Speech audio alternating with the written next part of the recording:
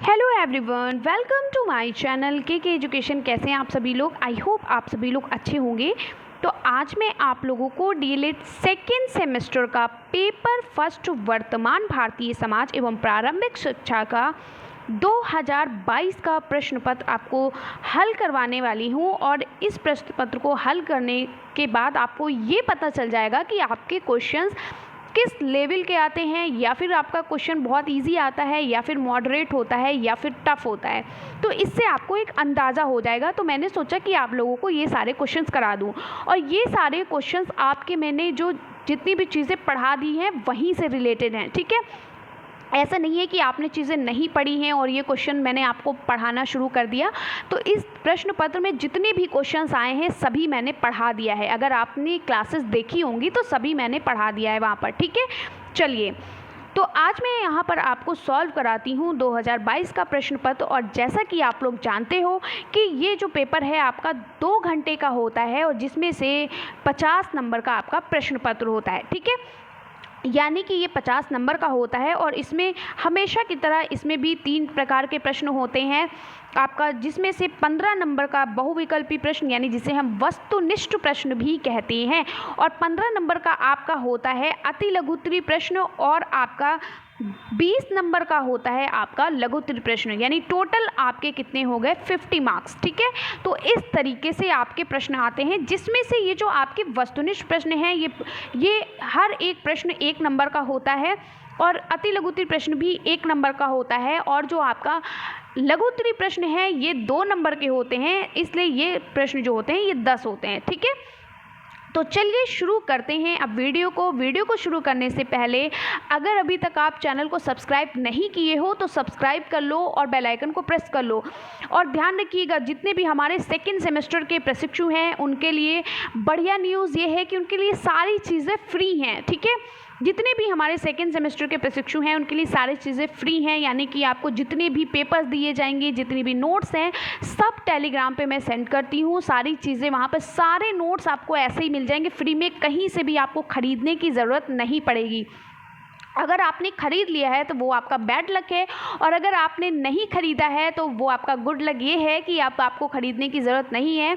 सारी चीज़ें यहाँ पर अवेलेबल हैं, सारी चीज़ें आपको फ्री में मिलेंगी। ठीक है, तो एकदम भी परेशान नहीं। और जिन्होंने ख़रीद लिया है बैड लक नहीं है, बल्कि ठीक है। यानी किसी को कुछ भी दिक्कत होगी, पढ़ते होंगे या फिर पढ़ाने जाते होंगे, कुछ लोग टीचिंग कर रहे होंगे, प्राइवेट टीचिंग कर रहे होंगे, कुछ लोग की कोई भी जॉब कर रहे होंगे, तो इसलिए आपने ख़रीद लिया तो बढ़िया बात है। लेकिन अभी तक जिन्होंने नहीं ख़रीदा कोई बात नहीं, यहाँ पर सारी चीज़ें आपको फ्री में मिल रही हैं। ठीक है, तो बस फ्री में मिलने के लिए आपको क्या करना है, टेलीग्राम चैनल को ज्वाइन कर लेना है। के एजुकेशन के नाम से है।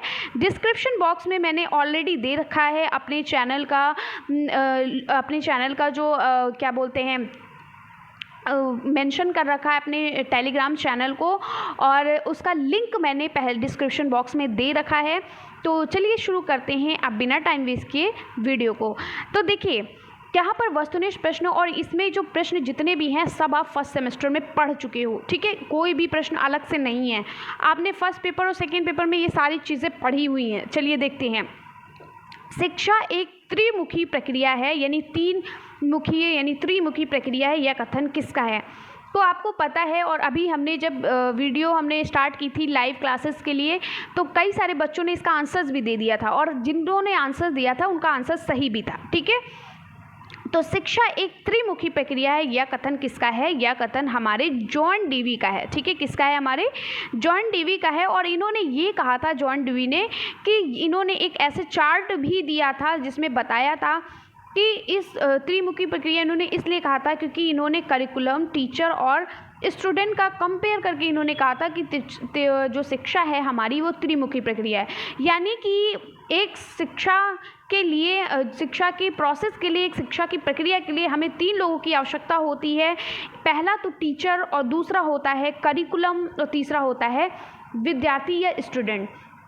यानी कि टीचर यानी कि अध्यापक होता है, और दूसरा होता है करिकुलम यानी पाठ्यक्रम होना चाहिए।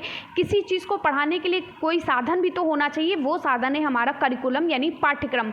और उसके साथ साथ अब जिसको पढ़ाना है वो भी तो होना चाहिए। बिना किसी को साधन जब ही आप दे सकते हो ना, जब आपका साधन लेने वाला हो ना।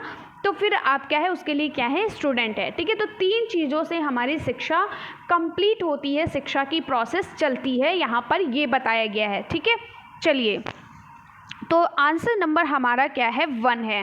अब आगे बढ़ते हैं, अगला क्वेश्चन है शिक्षा का प्रमुख उद्देश्य है, यानी शिक्षा का सबसे अच्छा उद्देश्य यानी सबसे इंपॉर्टेंट यानी प्रमुख उद्देश्य क्या है, तो है शारीरिक विकास, मानसिक विकास, सर्वांगीण विकास और संवेगिक विकास।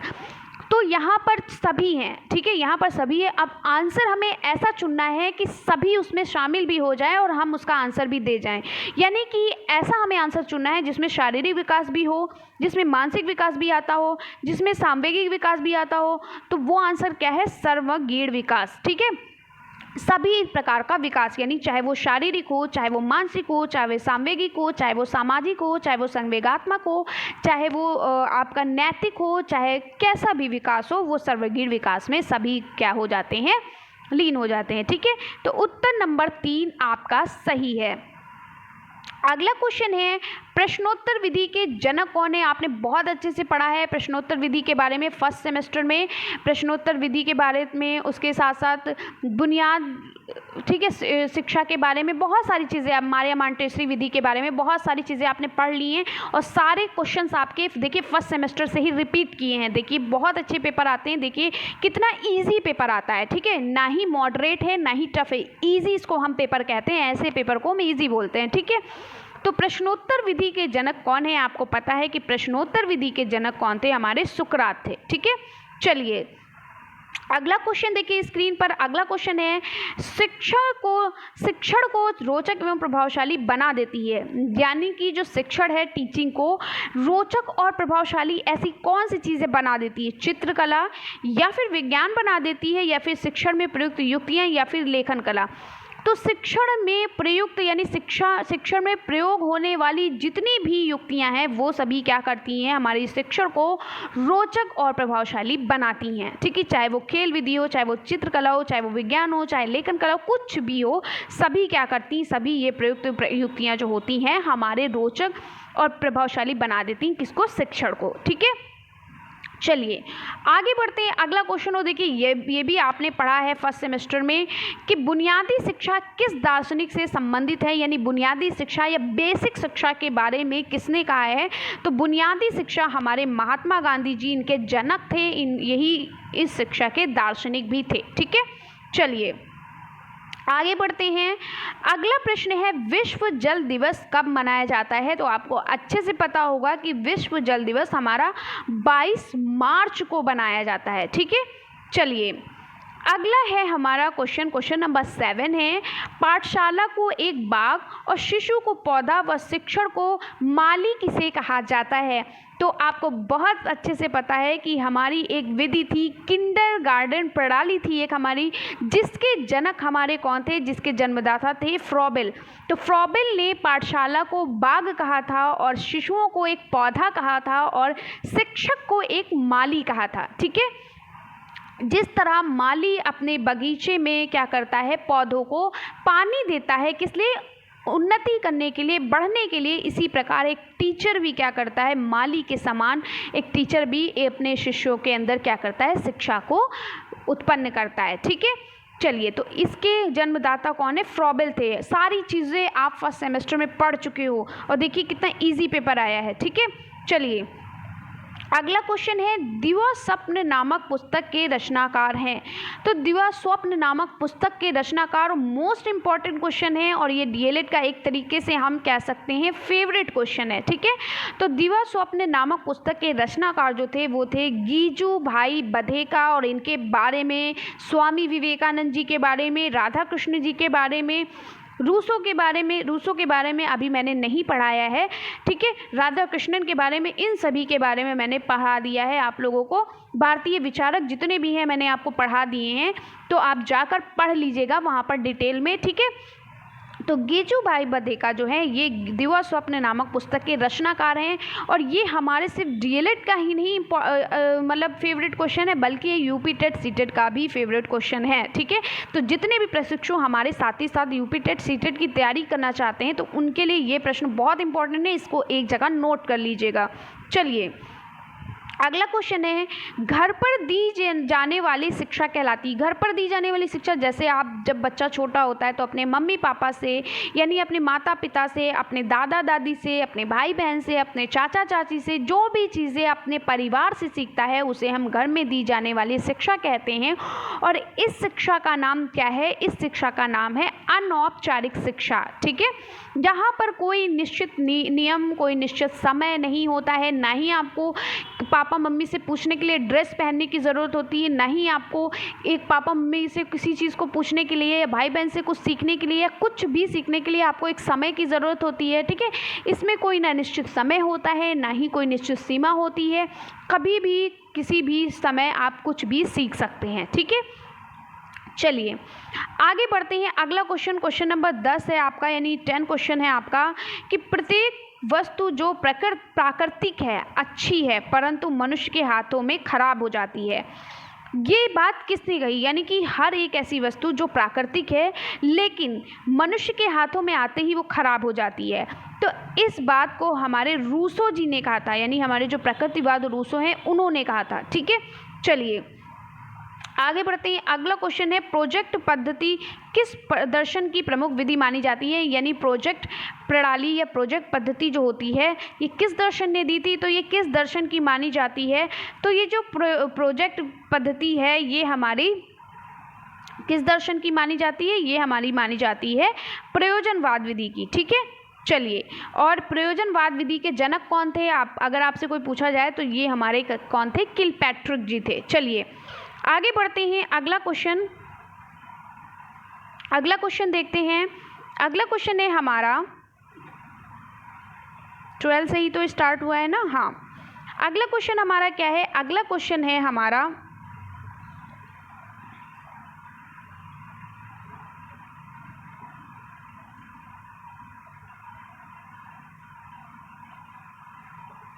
एक सेकेंड रुक जाइए।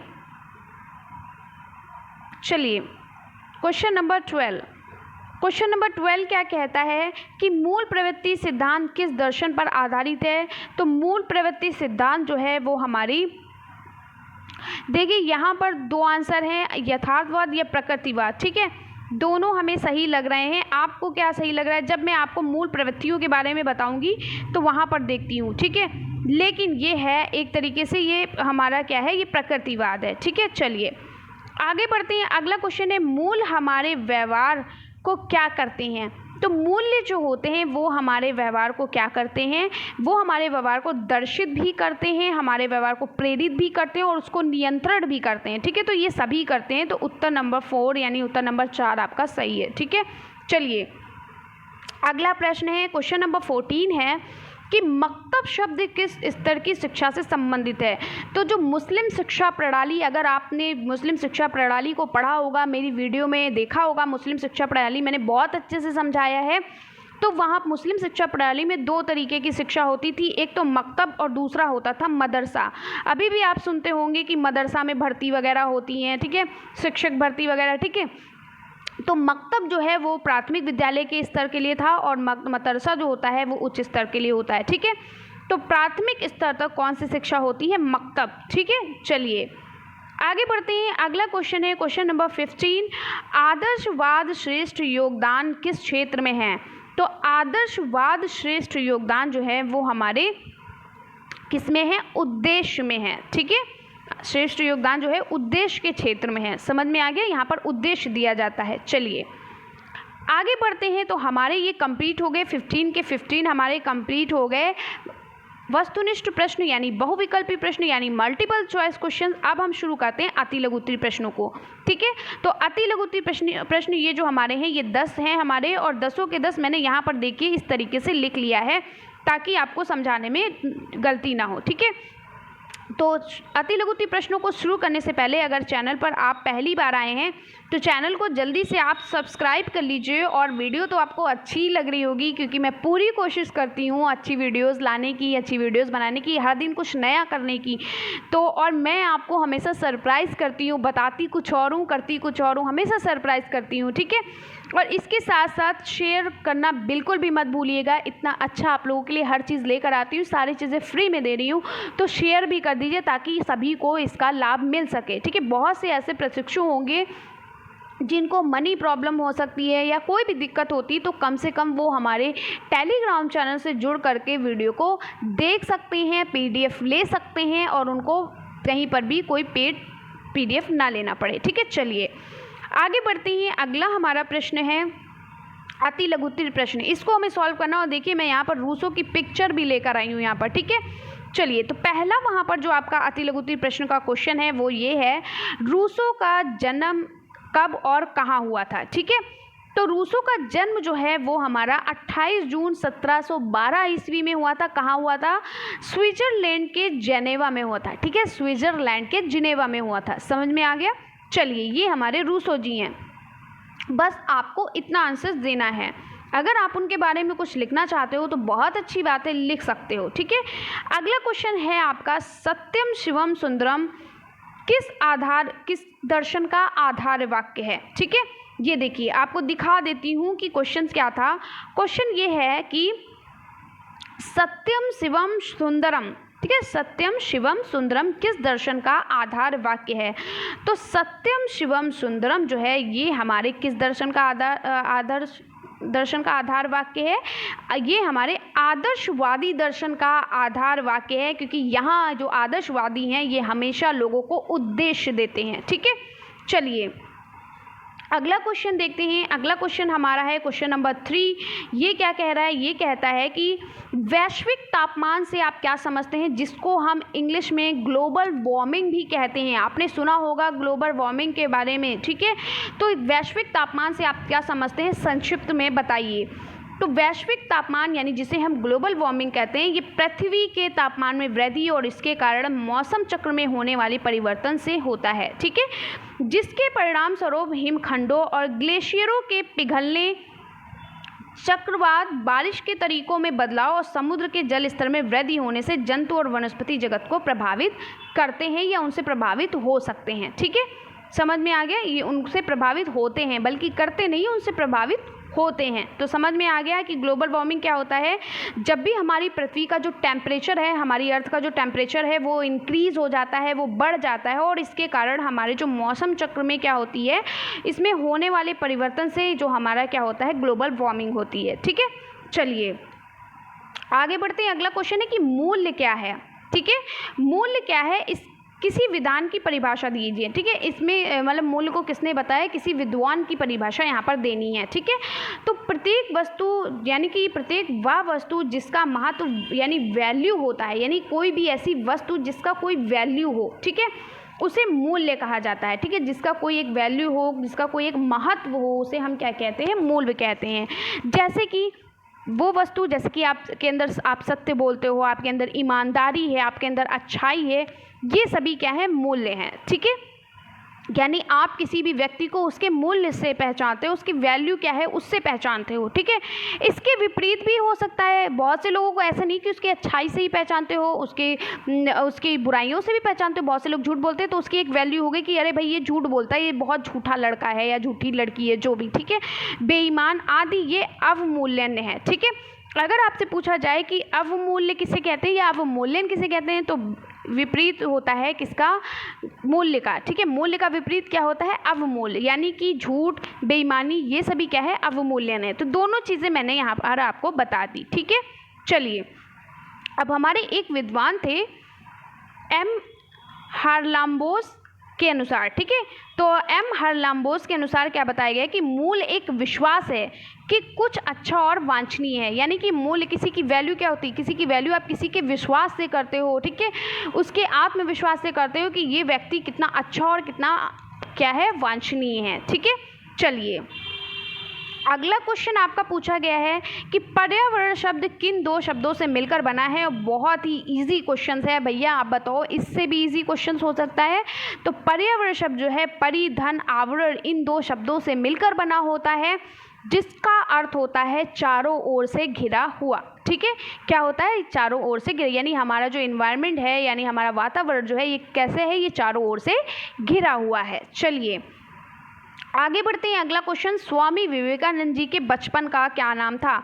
तो देखिए, मैंने आपको जब स्वामी विवेकानंद के बारे में पढ़ाया था तो इस तरीके से उनका चार्ट भी दिया था, उनका जन्म कब हुआ, उनकी मृत्यु कब हुई, उनका वो कब गुरु बने, कब शिक्षक और गुरु के नाम से उनको कैसे जाना जाता है, सारी चीज़ें मैंने यहाँ पर दी हुई है, आपको याद आ गया होगा और मैंने सारी चीज़ें पढ़ाई भी हैं।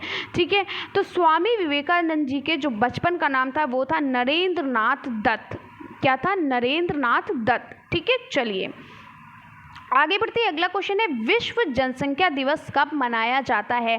अब आप सोच रहे होंगे कि इसमें ये सारे क्वेश्चंस ऐड हैं। बिल्कुल, आपने अगर सिलेबस नहीं देखा है तो देख लीजिएगा कि आपके सिलेबस में जनसंख्या से बहुत ज़्यादा क्वेश्चन पूछे गए हैं। जनसंख्या से लेकर के ग्लोबल वार्मिंग हो गया आपका, ठीक है, इसके साथ साथ और भी सारे, जैसे कि आपका हो गया कि क्या बोलते हैं, आपका प्रदूषण से क्वेश्चन बहुत पूछे जाते हैं। ठीक है, तो ये सभी क्वेश्चन पूछे जाते हैं और नॉर्मली ऐसे क्वेश्चन पूछे जाते हैं जिनको आप कभी भी कहीं भी पढ़े होंगे तो आप उसको बना के भी लिख सकते हो। ठीक है, ऐसे कोई यहाँ पर दिक्कत की बात नहीं है कि अगर आपने ये चैप्टर नहीं पढ़ा तो आप उसको नहीं कर पाओगे, बिल्कुल कर लोगे। ठीक है, अगर आपने कहीं भी आपने जाहिर सी बात है, आपने इंग्लिश में, हिंदी में कहीं ना कहीं तो आपने आप अगर आर्ट साइड से भी हो या साइंस साइड से भी आपका बैकग्राउंड होगा, फिर भी आपने यहाँ पर ये सारे तो टॉपिक्स ज़रूर पढ़े होंगे कि ये सभी में होते हैं टॉपिक्स, ये क्योंकि ये आपकी लाइफ से रिलेटेड टॉपिक्स होते हैं। ठीक है, इन्वायरमेंट से रिलेटेड टॉपिक्स होते हैं, तो ये तो आपके, चाहे आपका बैकग्राउंड साइंस साइड से हो, चाहे आपका बैकग्राउंड आर्ट साइड से हो, ये आपके ऐसे चैप्टर हैं जो सभी में पढ़ाए जाते हैं, क्योंकि इनकी नीड सभी को होती है, इनकी आवश्यकता पढ़ने की सभी को होती है, ये ज़रूरी होते हैं, ये आवश्यक होते हैं सभी के पढ़ने के लिए। ठीक है, तो विश्व जनसंख्या दिवस कब मनाया जाता है? तो विश्व जनसंख्या दिवस हर साल 11 जुलाई को मनाया जाता है। कब मनाया जाता है? 11 जुलाई को मनाया जाता है। ठीक है, चलिए आगे बढ़ते हैं, अगला क्वेश्चन है, शिक्षा के सार्वभौमिकरण का अर्थ क्या है? ठीक है, तो शिक्षा के सार्वभौमिकरण का अर्थ यहाँ पर पूछा गया है। तो शिक्षा के सार्वभौमिकरण का अर्थ होता है 6 से 14 वर्ष के या 6 से 14 आयु वर्ग के प्रत्येक बच्चे को निःशुल्क और आवश्यक शिक्षा प्रदान करना या निःशुल्क एवं अनिवार्य शिक्षा को प्रदान करना, 6 से 14 वर्ष के वर्ग के सभी बच्चों को। ठीक है, चलिए आगे बढ़ते हैं, बौद्ध शिक्षा क्या है? तो अगर आपने बौद्ध कालीन शिक्षा, मुस्लिम कालीन शिक्षा, ठीक है, और आपने वैदिक कालीन शिक्षा, इन सभी के बारे में नहीं पढ़ा है तो आप पढ़ सकते हो प्लेलिस्ट में जाके।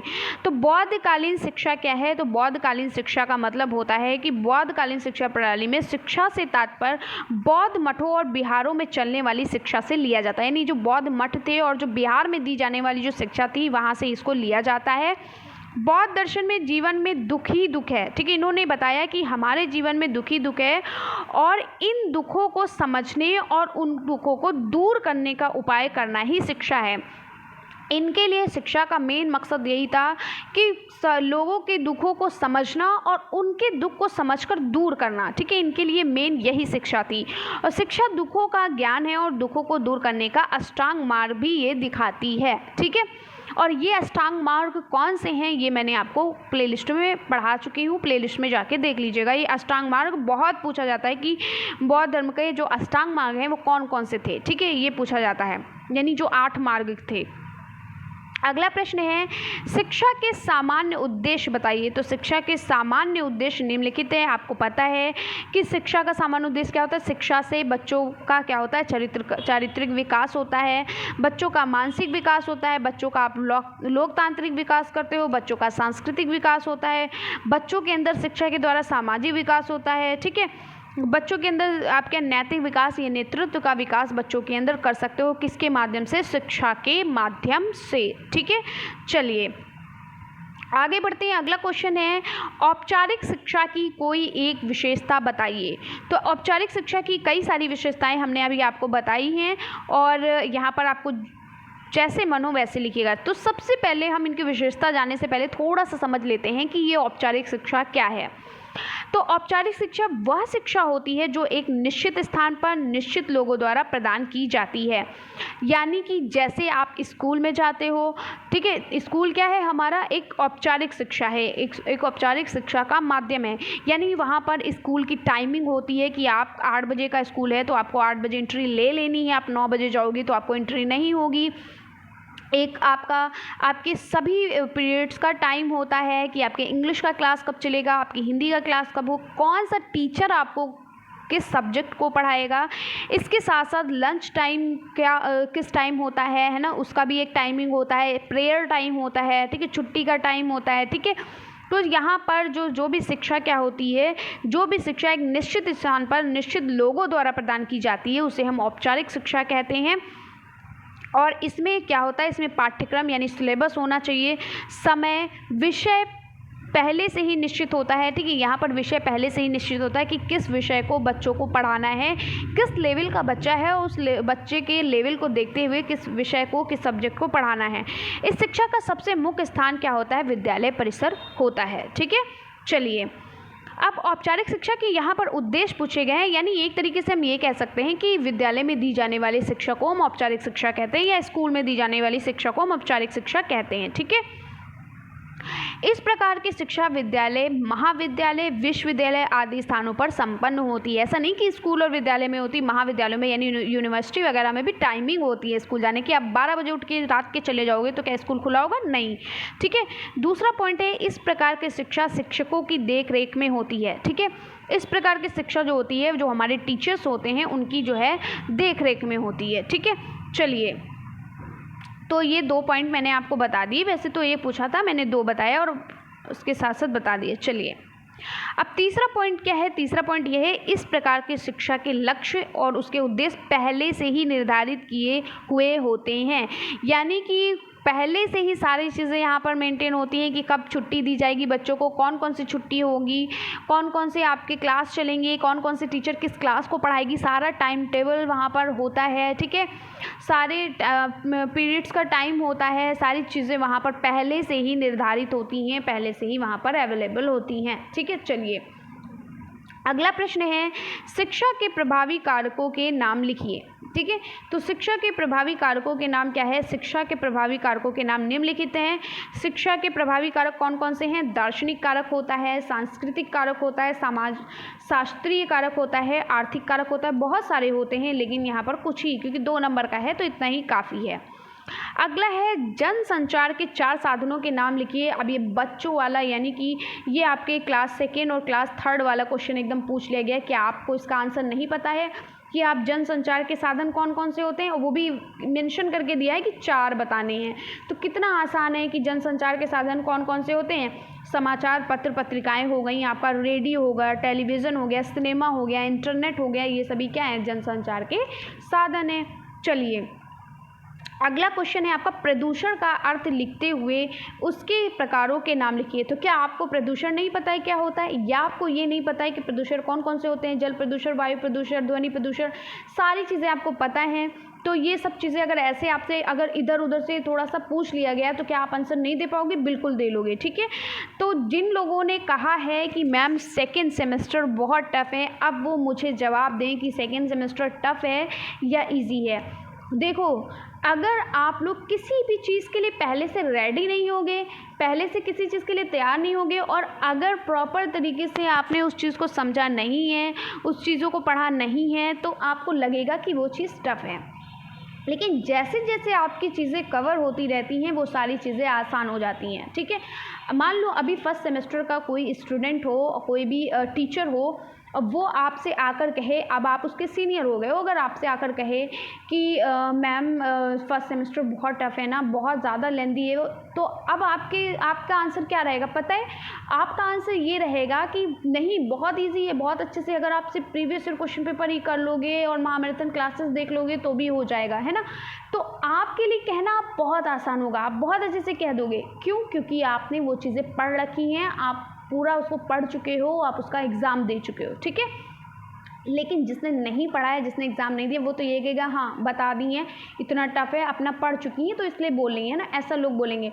ठीक वैसे ही आपकी भी सिचुएशन, अब आप 2nd सेमेस्टर में आप आए हो और उसको पढ़ रहे हो, तो अभी तो चीज़ें आपको टफ लगेंगी, लेकिन बहुत आसान है। क्या आप महात्मा गांधी जी के बारे में नहीं जानते हो, या फिर आप स्वामी विवेकानंद जी को पहले से नहीं जानते थे, या फिर आप प्रदूषण के बारे में पहले से नहीं जानते थे, या फिर आपने फ्रॉबेल के बारे में, या मारिया मॉन्टेसरी के बारे में, या सुकरात के बारे में, या फिर आपने महात्मा गांधी जी के बारे में पहले से नहीं पढ़ा, सारी चीज़ें आपने पहले से पढ़ी हैं, वही चीज़ें हैं। बस थोड़ा सा मैं मान के चलिए 30% सिर्फ आपका जो कोर्स है वो थोड़ा सा आपका और भी आपको पढ़ना पड़ेगा, बस इससे ज़्यादा नहीं। फिर भी आप सोचिए आपका 70% समझ लीजिए आपका कवर है, ठीक है। हिंदी में वही चीज़ें आती हैं जो आप पढ़ चुके हो। इंग्लिश के आपने कभी टेंस नहीं पढ़े, या आपने कभी नाउन प्रोनाउन को नहीं पढ़ा होगा, या आपने कभी एडजेक्टिव को नहीं पढ़ा होगा, कि आपने ये सब चीज़ें नहीं पढ़ी, कि आपने कभी लाइफ में अपनी आर्टिकल्स नहीं पढ़े हैं, सारी चीज़ें पढ़ी हैं, ठीक है। या आपने अपनी कभी लाइफ में कभी एप्लीकेशन या लेटर्स वगैरह नहीं पढ़े, सारी चीज़ें पढ़ी। कुछ चीज़ें मैंने कहा ना 30%, जैसे कि आपने बाइलिंगुअल मेथड क्या होता है, टीचिंग मेथड क्या होता है, ये सारी चीज़ें आपको थोड़ा सा अलग से पढ़नी होती हैं, ठीक है। तो ये भी बहुत ईजी है, अगर आप सारी वीडियोज़ को मेरी पढ़ लोगे, सच बता रही हूँ, बिल्कुल भी कहीं से किसी भी नोट्स को लेने की ज़रूरत नहीं पड़ेगी, कुछ भी करने की ज़रूरत नहीं पड़ेगी, सारी चीज़ें कवर हो जाएंगी, ठीक है। तो चलिए अब शुरू करते हैं प्रदूषण के बारे में। प्रदूषण का अर्थ लिखते हुए इसके प्रकारों के नाम लिखिए। तो प्रदूषण का क्या अर्थ होता है? मानव कृतियों से निकलने वाले कचरे को नदियों में छोड़ा जाता है, ठीक है। यानी मानव द्वारा जो भी आप, जैसे कि मान लो कि जैसे आपके कारखाने वगैरह हैं, वहाँ से कचरा छोड़ते हो। घर में भी बहुत सारा आपका किचन का सामान होता है, ठीक है, किचन का वेस्ट मटेरियल होता है, और भी सारी चीज़ें, ठीक है। वो सारे कूड़ा कचरा आप क्या करते हो, नदियों या तालाबों में या फिर नालियों में छोड़ देते हो, ठीक है। जिससे हमारा क्या होता है, जल जो होता है वो प्रदूषित हो जाता है, ठीक है। लोगों द्वारा बनाए गए अवशेषों को पृथक ना करने के कारण बने कचरे को फेंके जाने से भूमि जल यानी क्या होता है, प्रदूषण होता है, ठीक है। जाने से हमारी भूमि में क्या होता है, ज़मीन पे प्रदूषण होता है, ठीक है। तो क्या होता है, प्रदूषण जो होते हैं वो कई प्रकार के होते हैं, जैसे कि जल प्रदूषण हो गया, वायु प्रदूषण हो गया, ध्वनि प्रदूषण हो गया, मृदा प्रदूषण हो गया, कई सारे ऐसे प्रदूषण होते हैं, ठीक है।